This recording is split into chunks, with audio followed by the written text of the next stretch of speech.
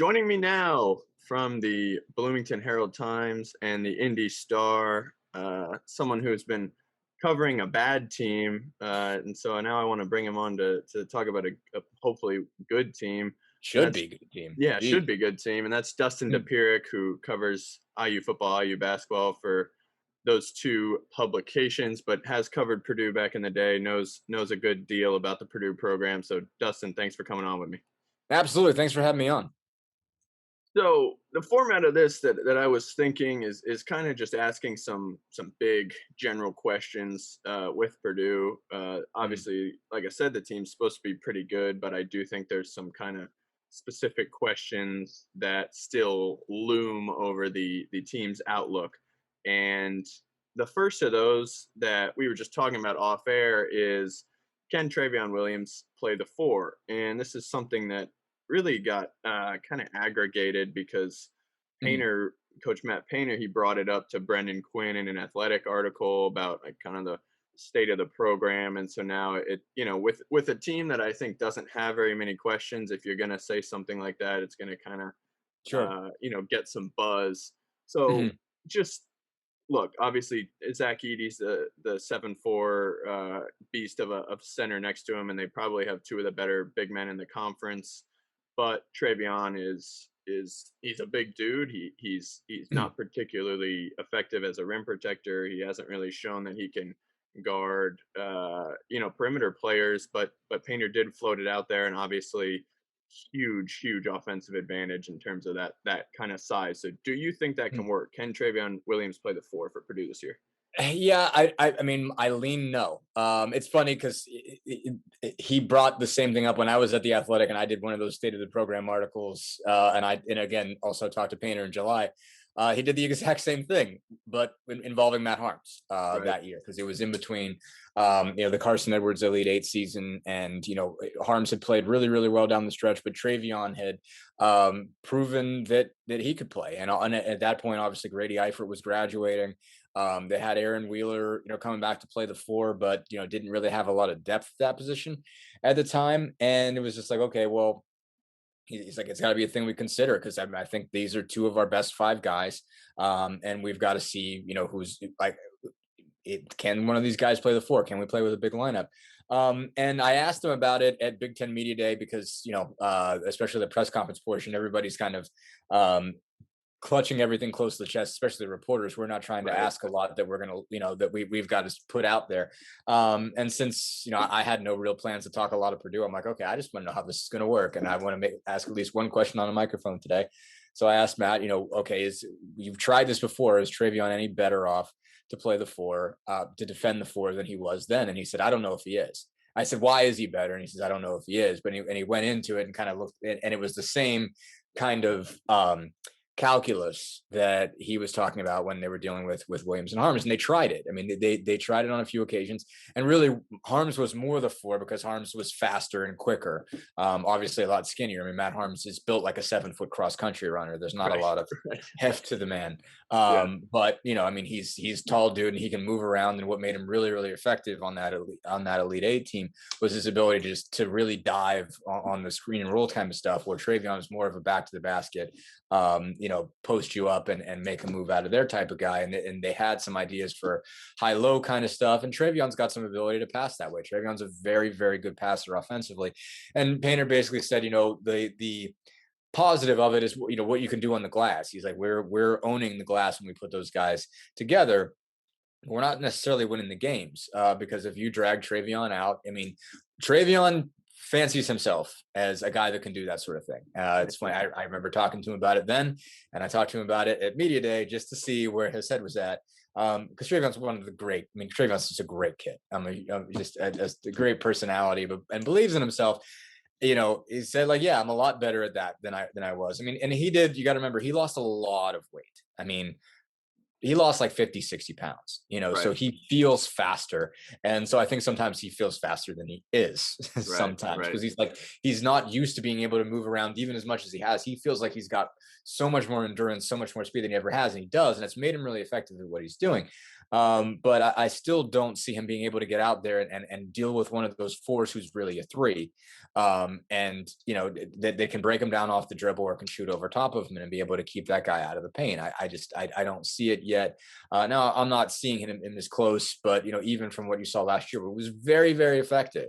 I'm still not sure he's ready to do that. So it is one of those situations where it is there are, you gain some things, you lose some things. It's just tough again, in the same way it was with Harms and Williams. You have two very effective guys, and you don't want to only play one of them 15 minutes a game. You want to get as many minutes for them as you both can. But so I think it's an experiment. What Matt Painter said is you're not going to see it every game. You'll see it some games. It'll be matchup based. I think they're better prepared for it now than they were then. I think obviously I don't know how much they're going to do it, but I think Williams at least has a better chance of it.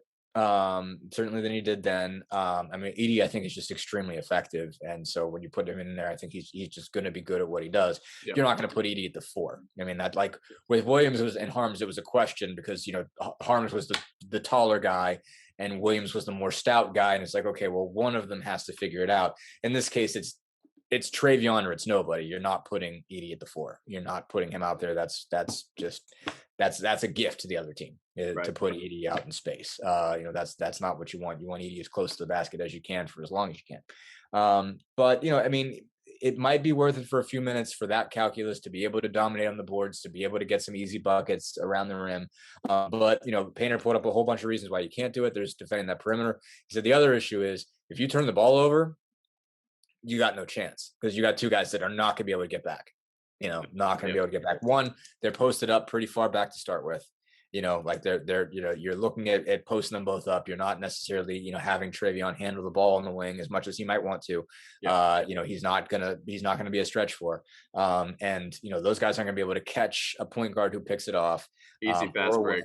Or whatever. It's an easy break. It's 2 points going the other way. So he's seen all those things. I think he likes the idea of having that as a carrot for Travion for keeping him slim. I think, but in this case, he doesn't have to try it. Where that year they ended up having to try it because Aaron Wheeler had a bad year that year shooting the ball. Just couldn't make any shots. Got to be better throughout the year at defending and rebounding, but had an atrocious shooting year.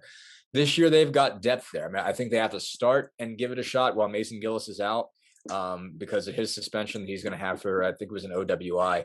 Yeah, 4 games, first 4 games. Yeah, first 4 games. But Gillis is a, he is the modern college power forward. He does a lot of the things Grady Eifert did, but he's got more muscle. Yep.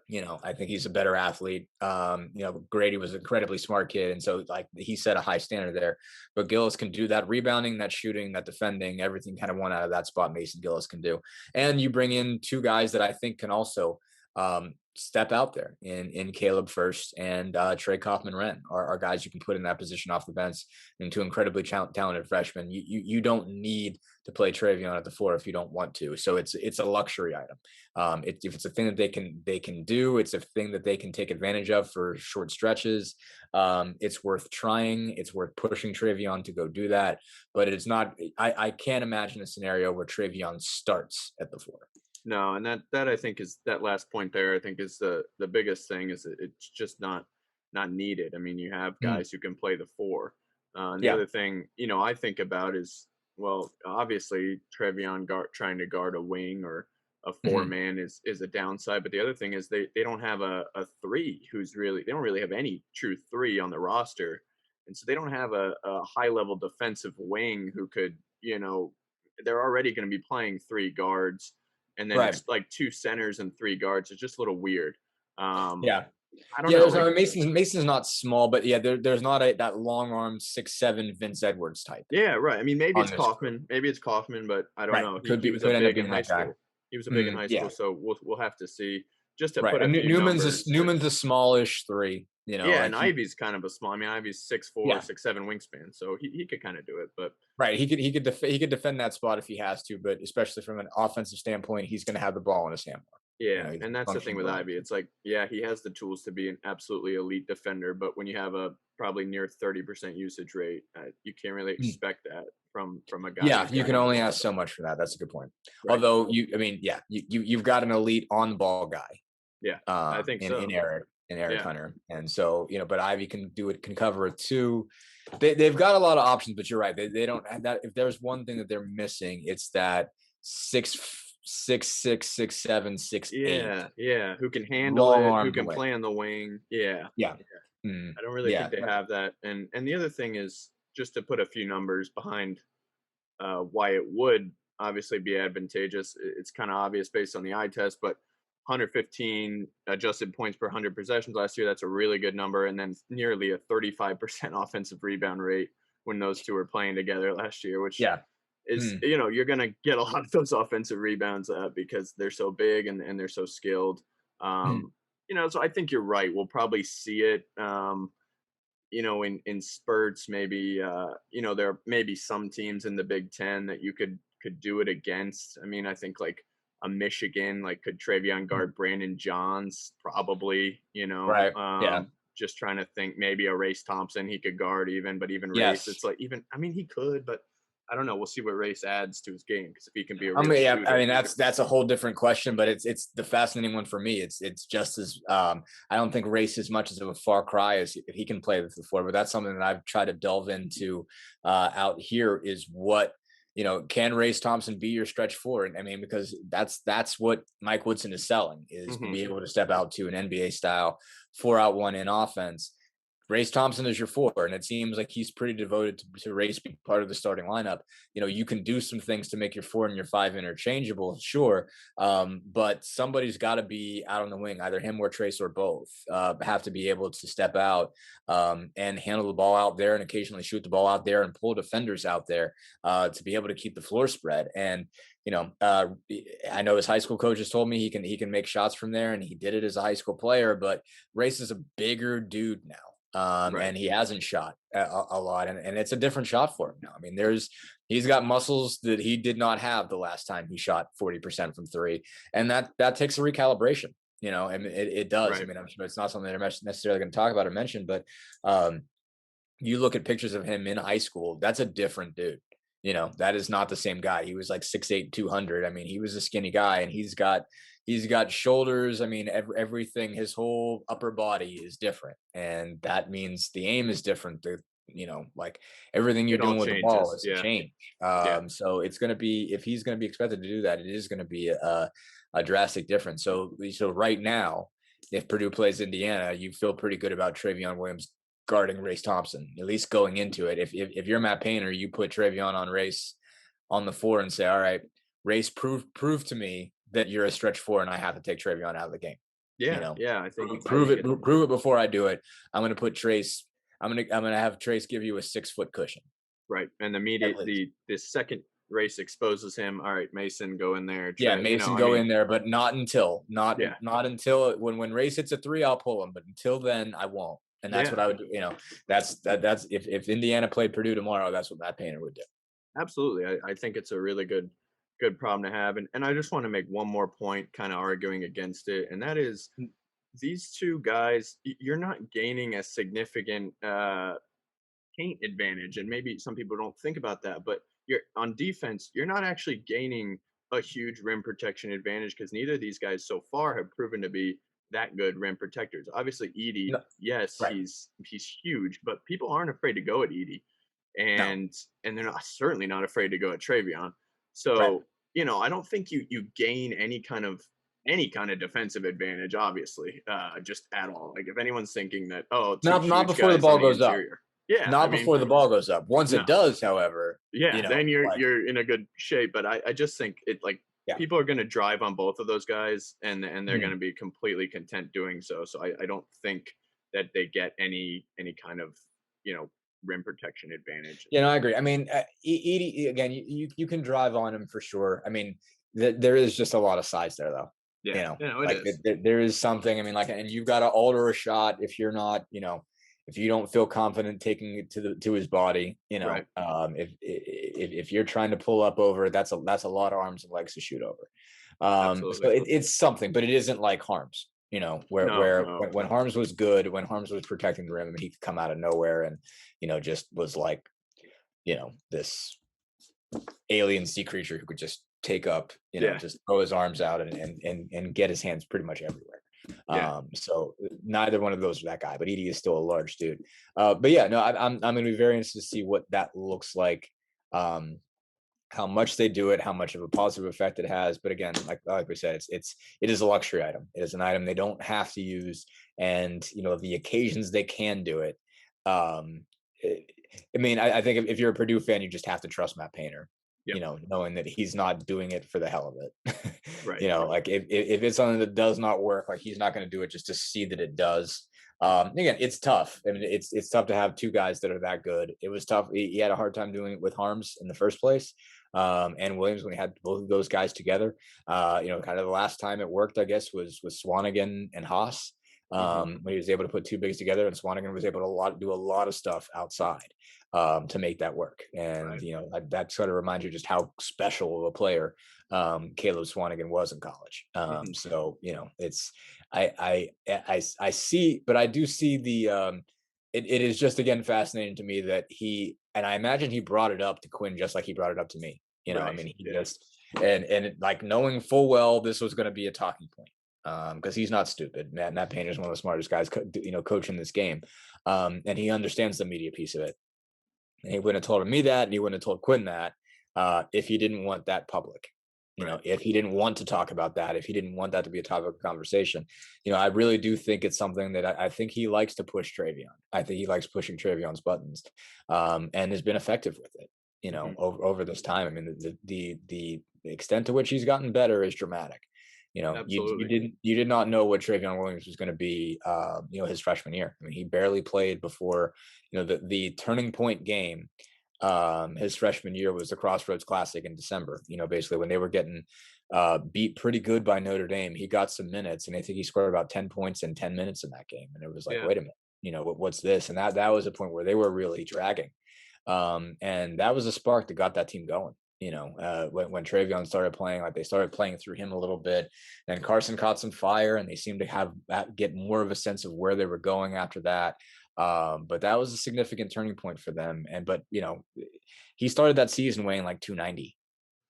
I mean, he was a far cry from what they wanted him to be. So for him to turn into this, I mean, part of that is that Painter has been playing the mind games really well for 3 years. Yeah. He's done a pretty good job of getting to Travion in a way that would motivate him. He has been, even when he was doing well, he was usually unsparing in his criticism to us. He sort of made a point, I think, to get certain quotes out there that, he doesn't have a motor that's enough yet. Hmm. I think he Hmm. wanted Travion to see that in print. And he does now. I mean, Yeah. the difference I think you Absolutely. saw in motor between sophomore year and junior year was dramatic. Yeah. That's what made him an All Big Ten player. I mean, he had an okay sophomore year, but the extent to which he can really go and go all day is dramatic now. Yep. I agree. And so talking about Painter, that was something that, it's a good transition because I've heard I've been listening to several, Big Ten preview podcasts and Big Ten preview, articles, reading those, and I keep reading about, and there's obviously this a little mini rivalry this year between Purdue, Michigan, and Illinois. Obviously, Michigan and Illinois have their thing, but these are kind of Mm. the consensus three best teams. And I keep reading about the sort of Jawan Howard bump that Michigan is going to get, and I haven't seen anyone really mention Painter, and I think they should, because Mm.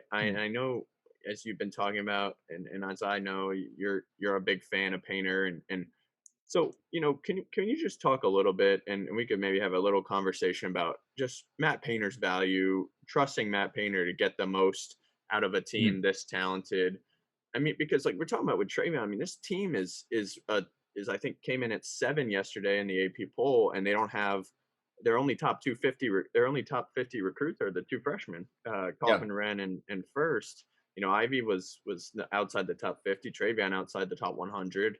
Hmm. Edie outside the top 500. Yeah. So, what this guy's done, you talk about pushing the right buttons. It seems like he does that with everybody. And so I just feel like he should get get his flowers, so to speak, Yeah. in a way that Jawan has just been, whoa, everybody's hyping up Jawan, and for Mm. good reason. He's absolutely deserves all the accolades. But I think Yeah. Painter, for as good as he is, maybe doesn't quite get enough credit in some of these things, at least that I've read. And Sure. so No, I I mean, I just think that for sure. I think there is, um, I think when the time I've spent actually around, like national college basketball guys, yeah, and the people who on some level determine that, if you will, right, it's odd because they all have immense respect for Matt Painter. right, So it's less about that people don't give him his flowers or don't appreciate him. I think it's just because he's been around so long now. I mean, there's not frequently like a new reason to say something new about Matt kind Painter. of an understanding. Yeah, Yeah, it's like everybody knows he's really good, and I mean, part of it I think is just sort of everybody is saving their, go nuts on Matt Painter piece for when he finally makes the Final Four. yeah, I think yeah, that's a big piece of it. Is he's almost been there. I mean, like when I was on the beat, I wrote a big Painter piece, right before they started the tournament in the Elite Eight, and yeah, kind of explained how he did this, and I went out of my way to sort of point out like how impressive this idea was, and it's just I think when he finally gets to one, he's going to be the only person anybody wants to talk about. Like if this team goes to a Final Four, I mean, you're going to be just overwhelmed with flowers pieces about Matt Painter, and right, I think that they would have been ready for that last year. Certainly, if that team had gone where a lot of people thought it would and hadn't gotten beat by North Texas in the first round, yeah, you would have seen it. But I think people, when you ask them, okay, who's the best coach? Like who, like in the sense of like I think it was a Bear Bryant quote about Robert Nealand. He could take his and beat yours, and then you could take yours and beat his, and like basically that he's just that good with X's and O's that whoever you give him, he can win. mhm, And he can develop and stuff like that. I think everybody recognizes that he's that good at it. It's just there's almost like they say it all the time, but they don't. There's not a blowout the budget coverage piece that happens just because right, it right, just they haven't had it all come together yet, and it was right on the precipice in 18. And I think to go back to, so you look at what he's built here with this group, but also look back at that team. It's fascinating because the dynamics are totally different. But there are some through lines. There is a thread, and so you look back at 18.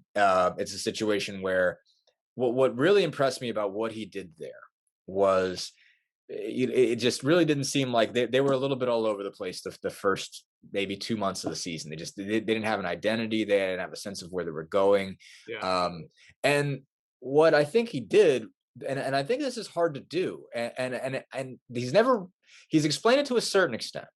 But I think there had to be more there that no one really said, which will always fascinate me. Like you had a guy who was massively inefficient. Carson's massively inefficient. yeah, I mean, he takes a lot of shots. He's got the ball in his hand a lot. He is bull rushing the rim. He is pulling up from 35 feet. Like on some level, like when you look at him, there is a way to look at that and say that's everything you don't want in right, a basketball player. Like a guy that is out to get his own and is going to take some wild, crazy shots. And that he's just undisciplined in a way. You look at him, it's just that is just a wild, that is a bull in a china shop. Is Carson running around with the basketball? But and the thing about it is when you see him take and miss some of those, you like that's a great that can be a great way to just really kill a locker room, hmm, because it's like, man, this guy, like, dude, he's doing all the wrong things. Like this, we're supposed to be a disciplined basketball team. That's why you go to Purdue and play for Matt Painter, right, is he's going to be very disciplined. Everybody's going to do the right thing, and this guy's just chucking it. What are we doing here? But like what he got him to believe, but I got him to understand is like this kid's an immense talent, hmm, and you can't guard him with one guy. You can't guard him with one guy, and all of this stuff is going to open up things for you. Believe like it when he drives, when he takes the ball to the bucket, he takes two guys with him because right, no one can stay in front of him. right, So Grady Eifert, all you got to do is sit there on the wing and wait, and you'll get a three. yeah, Might not happen might go 20 possessions where the ball is not in your hand. But one of these, you're going to sit there and you're going to catch one wide open on the wing and bang it. Absolutely. And like, Yep. and this is going to work. Ryan Klein, I imagine Klein had to be the guy that he really had to talk into this, be like, Ryan, like, we need to get you space. And you know how we get you space? Let that guy go nuts. Yep. Like you're still going to have to hit somebody in front of something, but you'll never face a double team as long as that guy's here. Absolutely. Like Yeah. they can't. You're going to have one-on-one. You're going to have to, get some space with uh, crossover or whatever, or a jab step or whatever, and get your space. But like you're going to have room because they're going to have to guard that guy. Let's just let him go nuts, but everybody be really efficient. And that's what he did. The way Painter has explained it, he's never explained how he massaged the egos, because I don't think he wanted to go there. But he just kind of said, like, look, is able to pull up some kind of efficiency numbers and say, we got to do is, like, he's going to turn the ball over. He's going to miss some shots. What you guys got to do is not turn the ball over and hit your open ones. And we've got a shot. And, and put Harms in a screen and roll, and you'll get things to work that way. And they found a formula that worked out of that. And it's a thing that, like, seems to go against what he would want to do, but the buy-in was tremendous. I mean, Grady Eifert ended up being the most efficient player offensive rating wise, according to Ken Palm in college basketball that year. Yep. And Klein, had an ugly stretch in about December, and then was lights out. Was, especially in the tournament, was terrific. Travion found his role. Aaron Wheeler found a place to kind of fill in behind as a bench guy. Sasha hit his threes when he stepped in as a bench guy. Eric Hunter had some moments. No gel managed to figure out a role for him. Basically would bring the ball up and then go post somebody up, and found a function offensively, and it all sort of worked out. And it took some doing to figure how that odd collection of parts worked. When you have a point guard who can't shoot, you make an efficient team out of that's centered around a very inefficient player. It took a lot of thought, I think, and a lot of being able to think outside the box and not look upon that poorly. Like, now it's a different situation. He's got so much depth. And that's, I think, one of the hardest things that they're going to have that they're going to have to deal with. And I got to sit around and talk a little bit with Sasha and Eric Hunter before they went to the podium media day, because I just hadn't seen him in a while. And so, like, they remember me from the beat. So we got to have some candid conversations. And I won't quote them, but I don't think this would be unfair to say, is that they just said, hey, we're all going to have to be willing to take a back seat to each other if need be. And that's especially the case for the veterans. For Hunter or for Stefanovic, I mean, Jaden Ivey is the best perimeter player they have. And, and whatever they've got to do with them, Hunter or Stefanovic have to be willing to take a step back. I think Newman is the second most talented guard that they Newman, have. Newman is the second best. I mean, I think. I mean, he was good start from him. I think he had 5 of 6 from 3 in the scrimmages they just had. He lit it up. Yep, that's big time. That's super important. And so if those are the two best guys, there's going to be moments where Sasha has to step back. There's going to have to be moments where Eric has to step back. And obviously Travion, just even being a part of this discussion, he's going to have to watch Zach Edey sometimes. But if they're good with it, that goes a long way. If Eric Hunter does not care if he ever scores 10 points this season in a game, that's big. Because he's a senior, and he's come a long way since his freshman year. I mean, so far he's become such a good defender, much better at running an offense, and he's going to have to be just totally cool with doing that. And if a shot comes, it comes. If it doesn't, it doesn't. But that's going to be a piece that Matt Painter is going to have to gauge, and he's going to be able to do that. But back to your point about building this team, it was another thing that he mentioned when we were talking about that group that he built there.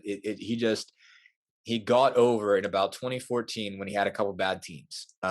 He said, I felt like I had to get the best player in the state. I felt like, that was what was really important. And came to realize that it wasn't about, like the quality of athlete, the caliber of athlete you were getting. It was, can this guy do what I need him to do? Can he do stuff? And by do stuff, meaning, like dribble, pass, and shoot. you Yep. know, and Yep. he stopped caring about, okay, well, do I got the best athlete? You know, like he's not even trying to beat Indiana for the Romeo Langfords and Trace Jackson Davises in the world because it's just not worth the effort. It's Right. it's better for him to go get some guys that can hit threes, you know, go, you know, and trust that he'll be able to make them defensive players, which I think is the most impressive thing. You know, make them just good enough that you can run them out there. You know, Stefanovic and Ryan Klein in particular had no rep whatsoever as defensive players, Yep. at virtually zero. And Dakota Mathias, I think, didn't have a great one, and he turned Dakota into an ace. And Ryan Klein and Stefanovic can defend who you need them to defend. You know, Hmm. it's not they're not the best defensive players you've ever seen, but they can guard who you need them to guard if you have everybody else that you can piece around that. So I think he just sort of flipped recruiting rankings on their head. I'm not the person who likes to hate on recruiting rankings because you know, that takes a lot of work to be able to do that well, and Oh yeah. Oh yeah. it's a moving target of a question of, you know, because you're trying to have this overall ranking, and what a can do for one team is different than what he can do for another team, you know, like, Absolutely. And they but work. I mean, they are pretty yeah, predictive overall. Like, yeah. generally, yeah, at the end of the day, they are. Yeah. But you know, he was able to look and see, okay, there's something here that nobody else sees, you Right. know, or not that nobody else sees. There's something here that everybody sees. Maybe they're afraid of going after it because they're worried about the athleticism, or they're worried about, you know, who can he guard. He's like, you know what, we'll get him to guard. I trust that.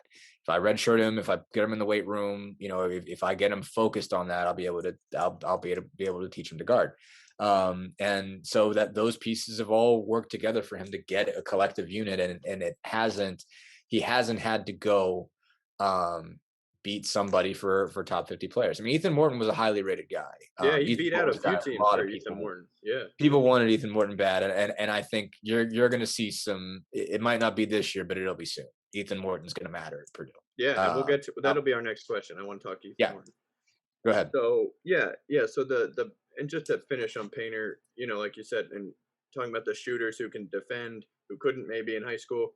Here comes Mm, Fletcher Lawyer in class of 2022, who's going to be yeah, probably, in my opinion, that next guy at Purdue. I yeah, really like what he does.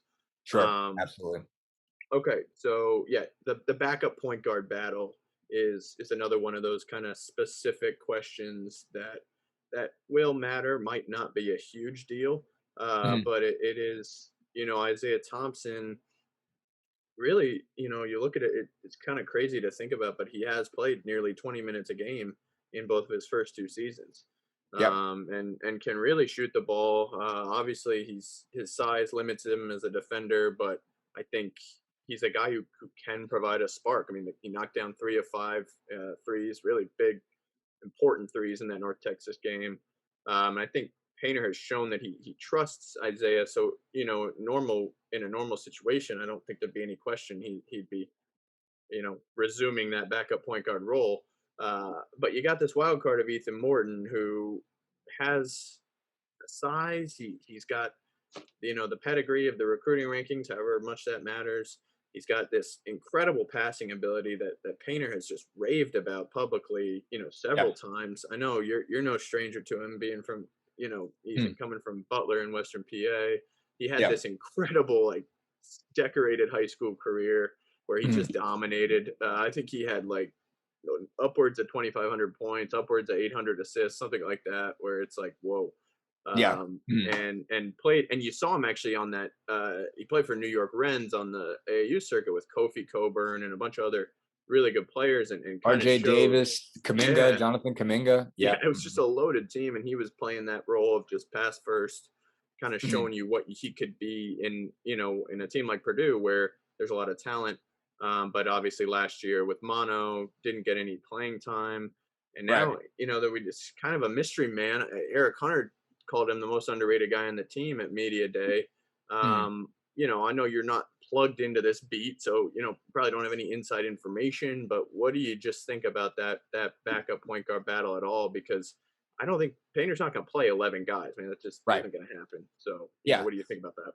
No, I'm interested to see it, and I think there's a good chance it'll come down to matchups. It'll be a Yeah, situation where, okay, who can you use Isaiah against? Who can you use Ethan against? And I'm sure he's not going to want either of them to. It's kind of like whoever wins the battle or loses the battle, like the other guy, it's like, hey, don't go anywhere. right. Like don't go anywhere. Don't see this as a reason to run away. I mean, obviously Isaiah can really only handle the one because Yeah, he's just Ethan not could going to be able. play. But you can throw Ethan in there in short spurts to defend the two. You could certainly put them together if you had to on kind of a Yep, second unit situation. yep, Um, like that's not necessarily what you want, but if you're in a spot where you have to play them both, you absolutely can play them both. yep. The long term, I think, is you got to get Ethan activated. I think that's an important word to use, is like you I don't know that Ethan needs to be your best guy this year. I don't know that Ethan needs to average 16, 17. You'd like to get 15 out of him. You'd like to get minimum 10. Like you want Ethan to feel like he's part of the team, and you want him to have some moments this year where he feels himself contributing to winning. Right, I right. don't see Ethan Morton as one of those guys that bails, because I think he's smart enough, I think, to see that there's going to be some openings. There's going to be some opportunity next year. But because Ivy's going to be a lottery pick. That's how it looks, Yeah, unless and Ivy by the way, takes a step back. all three of those seniors have said they're not coming back for the coach Right. year. So Yeah. Yeah. So I didn't know that they'd made that public, but it sounds like that's the case. So you yeah, have Eric and Sasha presumably moving on. You have Ivy going to be a lottery pick. So that's three spots on the perimeter that are open. yeah, And so there's a chance there. And so but you definitely want him to feel like, okay, I'm going to be a part of this. But I think um, the strengths Isaiah has that Ethan doesn't. Isaiah can hit from deep. Ethan's made threes, but that's not necessarily his thing. I mean, right. he can shoot from out there, but that's not his biggest strong point. Where it is one of Isaiah's biggest strong points. I like Ethan is going to be able to defend more positions, but Isaiah can get up in, like, Isaiah does what Eric does without quite as much length, but he is good at jamming the basketball for 90 feet. Yep, And that is an integral part of what Purdue does on defense, is having the guy who's on the ball annoy the opposing point guard for 90 feet, 94 feet, 90 feet, whatever it is. yep, yep. Practically 90 once you give him the basketball. But he can do that, and he's going to have the ability to wear some people out. So there's value there. Ethan, again, is going to have the bigger size. He's the great passer. And he does a lot of things well with ball handling. He can be a pest defensively. I think he just does a lot of small things well, and he's got some size, and he's got some length and ability. But I think I think his personality just fits Purdue really well. So they're going to want to make sure that both of those guys remain engaged. Whatever has to happen there is what they're going to do. I think, again, I think they'll look for matchups and positions where they need a guy who can hit a shot there. Isaiah gets the call if he has to defend a bigger guy. Ethan gets the call. And you can move Ethan around. But I think you'll see Matt Painter make a concerted effort, especially in the games that they're going to romp. They're going to make sure to get Ethan Morton some work, and remind him, give him that feeling of being good again, Right. and showing off. I mean, Ethan, because I wanted to address your point. You mentioned, he's from my area of the world, Yeah. not right next door or anything like that. Butler was about an hour drive. We used to have to go there for there was a track meet up at Butler every year, big Oh Butler yeah. Invitational. So that's what I know from Butler. But he played, his high school coach was Matt Clement, who was a longtime major league pitcher with the Cubs and some other teams. Oh wow. Didn't know that. So yeah, Clement came back home. So he was a Butler guy, came back home. I think he coaches baseball too, but also coaches basketball. So Ethan's kind of like this folk hero up in Butler, but also is kind of like Yeah. taking the torch from Clement, and getting a sense of what it's like to be the guy that's focused on. And I think the guys I know that covered preps at the PG and some other places just said how much of just a killer he was. I mean, when you're around Ethan and talk to him, he's just such a nice kid, and he's just over the top polite and whatnot. But he loved beating people. Yeah. at that level. He loved that opposing, fan bases, other, student sections hated him. He basked Right. in it. Right. And he made some major big time shots. I mean, they were going to go far. I mean, his senior season was cut short by COVID. I can't remember where they ended. They were on their way to something special when his Right. season. Um, so I think he has a lot of what Purdue wants, and I really do think if he sticks it out and if they get him activated, he's going to be really important for them in 2 years. There just doesn't seem to be as much room for him right now, but I see him in that. He's not the same type of guy, but in the guy who does everything at Purdue and annoys everybody, Chris Kramer type, Oh, you yeah. know, Oh, yeah. Dakota Mathias type. I mean, I think he's not the same player, but he fits in that mold. And so when I watched him play with New York Rens after he committed, I was like, man, Indiana fans are going to Yeah. hate him. Yeah. So, and I still see that, and so I think, and again, I think his selflessness will serve him well. There's going to be some value for him this year. I just don't know how much, but next year and going forward, and it obviously helps a lot that because of COVID, the overall pandemic, that last year doesn't cost him anything. Right. He got some Right. minimal work, but it's might as well be a redshirt year from him. It's like it didn't even happen. So Yep. he comes back to be a true freshman now. I got some level of experience, just the sense of being around college basketball, much as anybody was around it last year because nothing was normal. But I still think there is a bright future for Ethan Morton at Purdue. Yeah, I agree with you, and I just wrote my little player preview on him that's up on Substack, and it's like he brings a lot to the table, and you just have to, like you said, find a role for him. It should be a good problem to have that you got guys who can split minutes in the transfer era. That may not be as good of a problem to have, Sure. Yeah. but like you're saying about his makeup, I think that certainly helps Purdue in terms of, okay, this Yeah. guy's not just going to up and leave, or hopefully not just going to up and leave. And I think, Right. If I know, he if he has reason to stay, I mean, he's not stupid. He's right, not a guy right, that doesn't see writing on the wall when it's there. And I would say that's just a big a piece that gets lost, I think, in the transfer discussion. We have a lot of these discussions talking about like these kids are getting soft. Maybe they are, but I mean, some of it is they also just have a lot of actual information. They are more equipped with knowing what's what now than they were, and they can see when someone's ahead of them that they're never beating. They know what that looks like. That if they're getting out there practice, they're just getting dusted. They're not interested in spending 3 years getting dusted by the same guy. right, Like they're just like, what's the point? Honestly, you win. absolutely, I'm not going to be able to run with this guy. I'm not going to be able to beat this guy. He is ahead of me. There is somebody else who could use my services, and you really can't. But still, to the point, I don't think I think Ethan, when he looks at the writing on the wall still speaks well for him. oh yeah, The writing on oh the yeah, wall still says, here's an opportunity, in a year. yeah, Or definitely in a year, certainly in 2 years, that even if he goes 2 seasons without really playing much, that there is still a future for him, that there's enough positions, spots that are going to open right, that he'll still be valuable. But yeah, I mean, but I do think it's still important on Painter's part to make sure that he sees that path, and uh, absolutely, is made aware, like, hey, no, I still view you as incredibly, and I think that's why he talks about him so much. yep, he does, Is he does, he make really sure does, Ethan is aware that, hey, I really wanted you bad for a reason.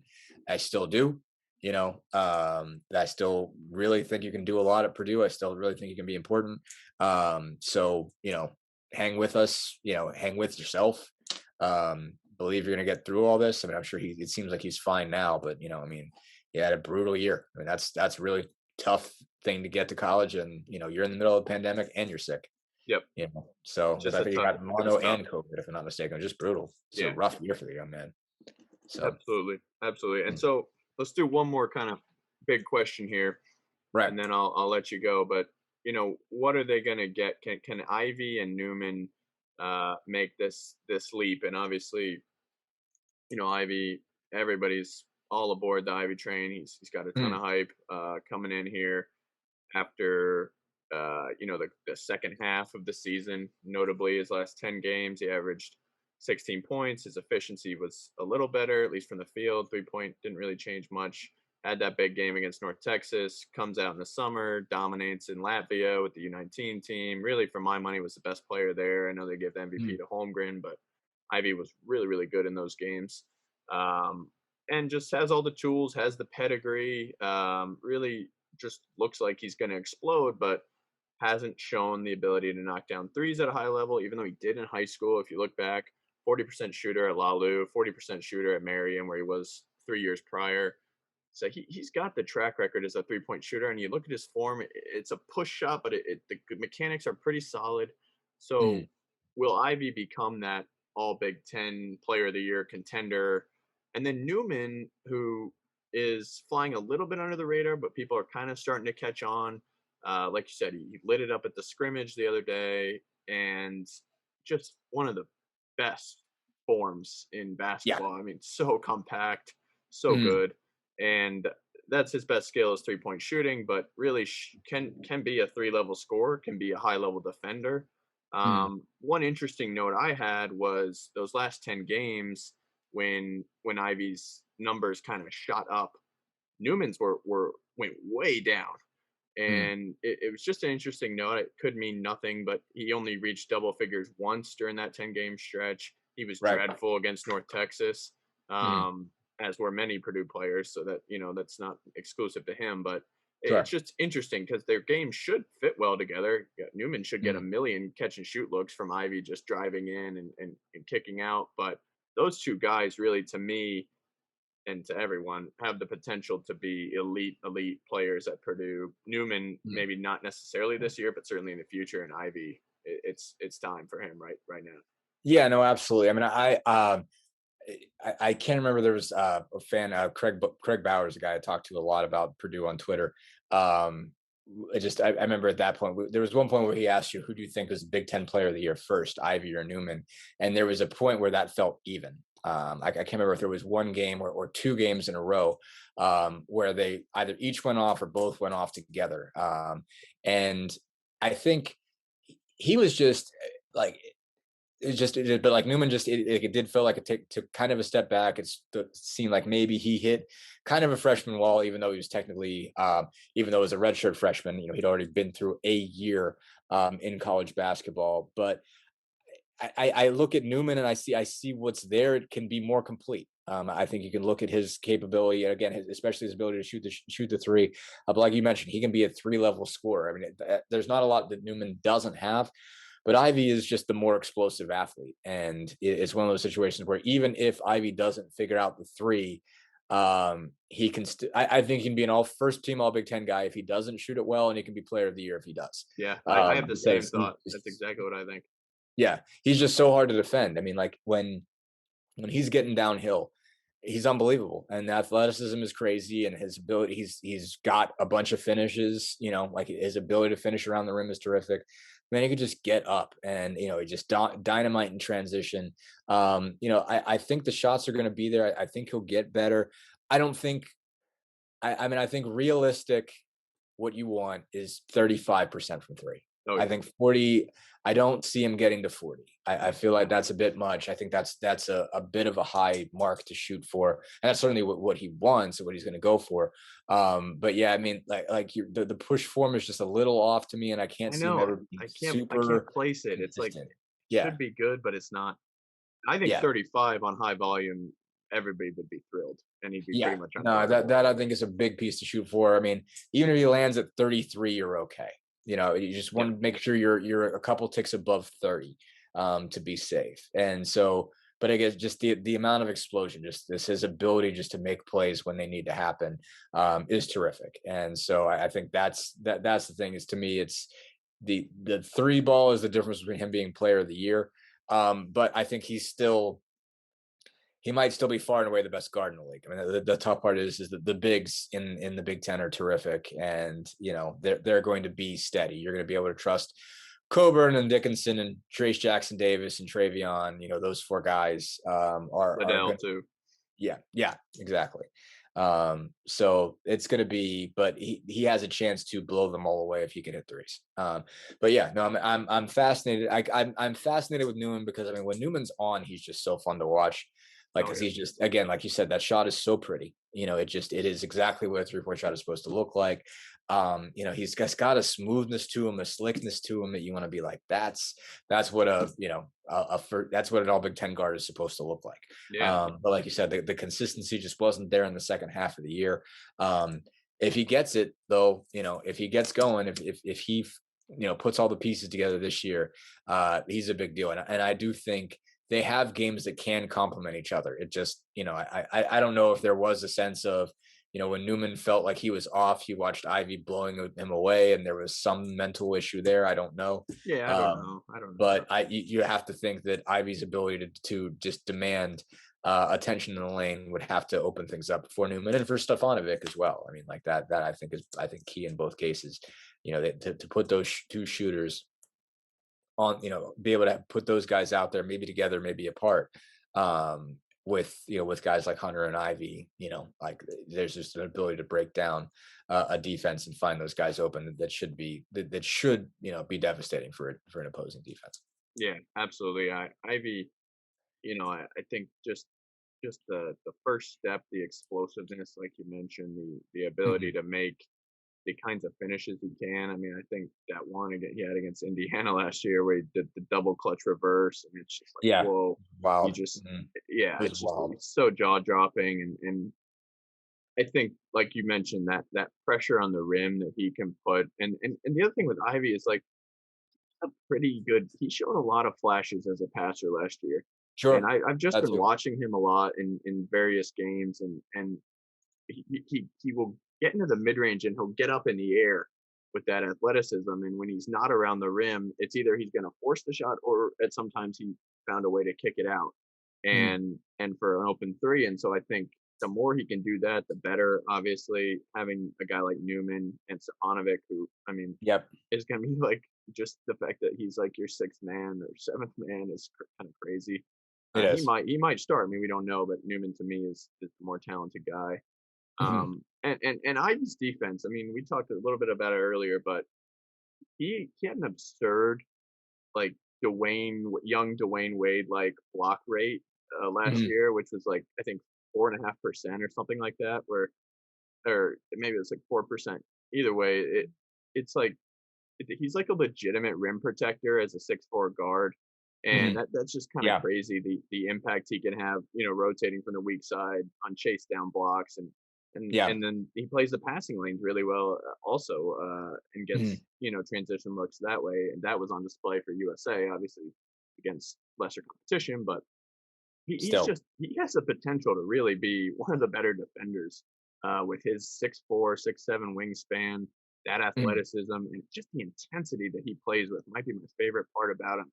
He Sure. rips down the rim, he's screaming, he's just looks like he's so Mhm. passionate.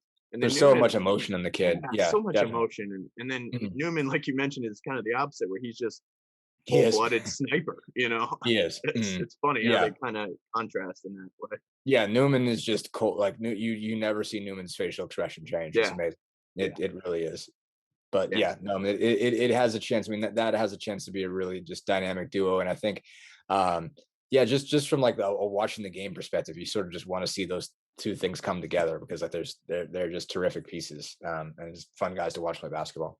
Absolutely, absolutely. So do you have I assume you have Purdue being one of the better teams and making a run here. I don't know if you do any kind Yeah, of no, I mean, rankings, but just in your head.